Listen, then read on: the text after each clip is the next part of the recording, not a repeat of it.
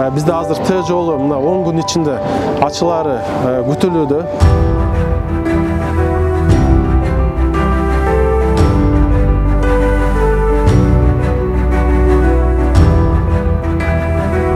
Долбоорубуздун бири мына 2 деңгээлдүү жолдун курулуш иштери башталган. Азыркы күндө бизде ушул жумуштары негизги жанагы оор жумуштары бүттү. Өзүнүн графиги боюнча иштеп баштаганда биз булардын талабы боюнча биз жолду мурун 3 ай мурун тосуп беришибиз керек эле. Мына Монуева көчөсүнчү. Бирок тилекке каршы биз тосподук. Негизинен бул шаарга кире бериш жол болгонуна байланыштуу бизде бүт жол каттам, бүт унаа тыгын, унаа каттамдар ушул жерден болгонуна байланыштуу биз тоспой, жарымын тосуп, ошо жарымында жумуштар болуп аткан.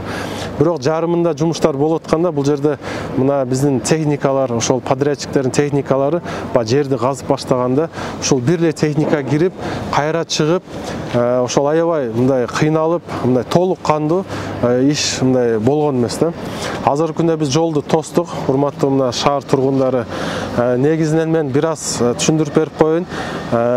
Жолдун астындагы жанагы суу түтүктөрү, саркындуу түтүктөрү, жанагы кабелдер, астындагы жана мына газификация, бул жерде мына бизден чыгып кеткен жанагы курулуштарды толугу менен биз артка жылдырып, жердин астындагы түтүктөрдү толугу менен алмаштырып, бир тарабында жанагы подпорный стенасы курулуп, экинчи тарабы эле калды. Бул жерде эгерде толугу менен жол тосулса, анда бизде ошол эле жумуш калат. Бул жерде жерди казып, мосту даярдап туруп, бир айдын ичинде мосту даярдап туруп, 2 айга жетпей ушул жерде негизги жолду биз ачканга толугу менен азыр түнөгүн иштер болот да.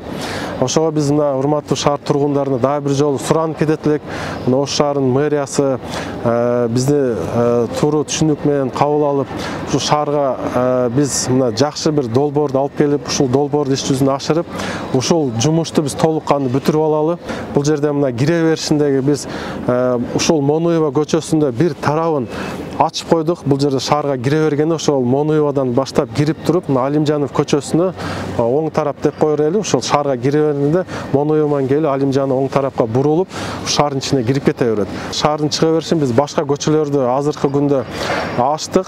Жана ички көчөлөр деп коет. Бул биздин мына облустук больницанын аркасындагы мына Мадмаров көчөсү бар, Шамшиев көчөсү бар, Уамский каналдын аралап мына Тажикский көчөсү бар. Ошолорду биз шаарды чыга беришке ушул жолдорду ачтык. Бир айдын ичинде биз ушул жерди даярдап туруп, 2 айга жетпей ошо негизги мына жолду ачып туруп, калган жумуштарды аткарууга биз даярбыз. Бизде азыр Т жолу мына 10 күн ичинде ачылары күтүлүүдө. Биз аны Минтранс менен да сүйлөштүк, мына облустук жетекчилер менен да сүйлөштүк. 10 күн ичинде Т жолу ачылса, андан сырткары мына бизде жакынкы айыл өкмөтү, мына Шарк айыл өкмөтү бар.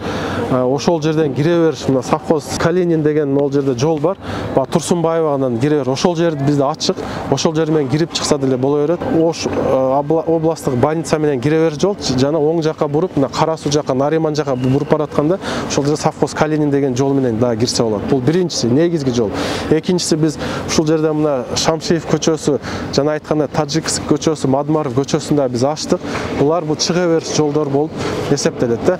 Шаардан Монуевадан кире бериш биз бир тарабын, бир полосаны ачып бердик. Ошо менен келип туруп, Алимжанова менен кирип кете берет шааргачы.